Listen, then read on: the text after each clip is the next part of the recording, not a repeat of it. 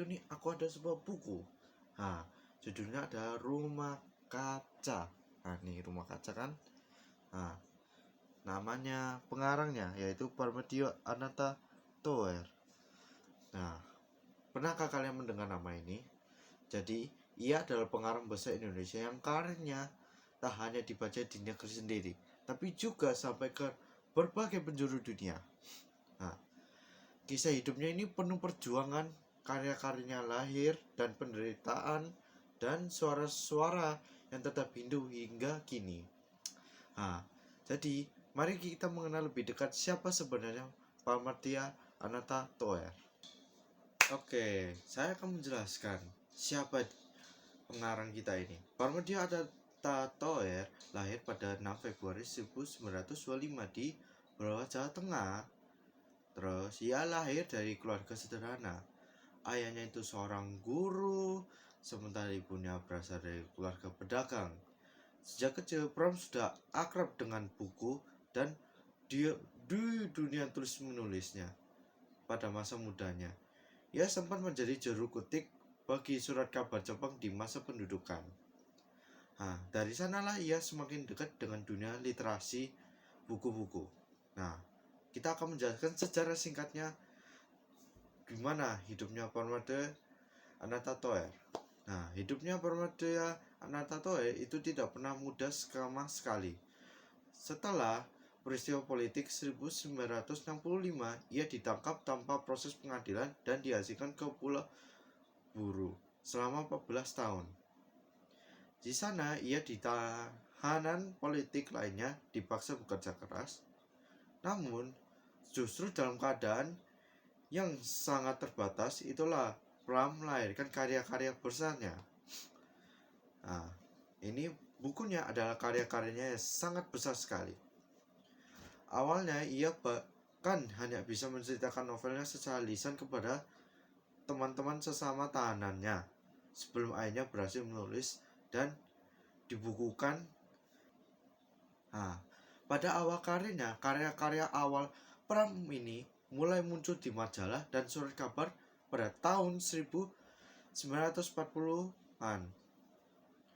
Jadi kayak cerpen dan novel banyak menyoroti kehidupan rakyat kecil, perjuangan dan semangat kebangsaannya. Pada tahun 1950-an, ia sudah dikenal luas sebagai salah satu penulis muda berbakat.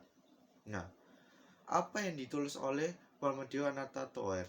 Dia itu menulis ratusan karya mulai dari cerpen, esai hingga novel. Karya monumentalnya adalah Tetralogi Buru yang terdiri dari Bumi Manusia, Anak Semua Bangsa, Jejak Langkah, dan terakhir Rumah Kaca. Oke, novel-novel ini menceritakan kisah perjuangan rakyat Indonesia pada masa kolonial dengan tokoh utama bernama Minke melalui tokoh itu.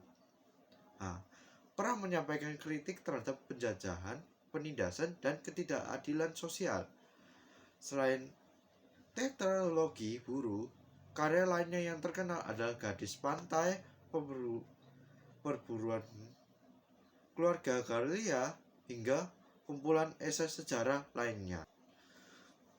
Mengapa dia itu menulis cerita tersebut dari novel-novel itu? Oke. Bagi Prametyo, menulis adalah bentuk perlawanan. Ia percaya bahwa tulisan dapat melawan lupa, menjaga sejarah, dan menjadi suara bagi yang tertindas.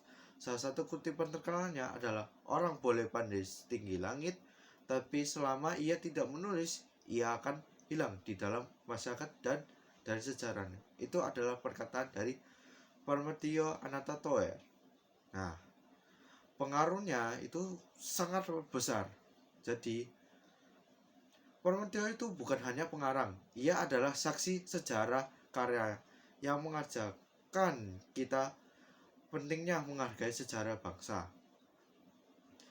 Dan juga berani melawan ketidakadilan dan percaya bahwa kata-kata bisa mengubah dunia. Meskipun ia menghadapi penjara, penyiksaan, dan pembungkaman, semangatnya itu tidak pernah padam. Justru dari keterbatasan lahirlah karya yang membuat namanya abadi.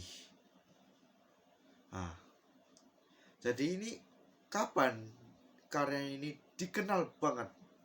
Karya Pram ini mulai dikenal sejak tahun 1950-an. Namun, puncaknya terjadi setelah tetralogi Buru terbit pada 1980-an. Nah, meskipun di Indonesia sempat dilarang beredar, buku-bukunya Pram justru diterjemahkan ke lebih dari 30 bahasa asing dan dibaca di berbagai negara, Amerika atau enggak Belanda atau enggak tempat lain gitu negaranya. Bahkan ia beberapa kali masuk nominasi hadiah Nobel Sastra, sebuah pengangkutan internasional atas kualitas karyanya. Theodore Toer wafat pada 30 April 2006 di Jakarta. Namun karya-karyanya dan semua karya itu tetap hidup hingga hari ini. Ia bukan sekedar seorang penulis, tetapi juga pejuang kemanusiaan lewat pena.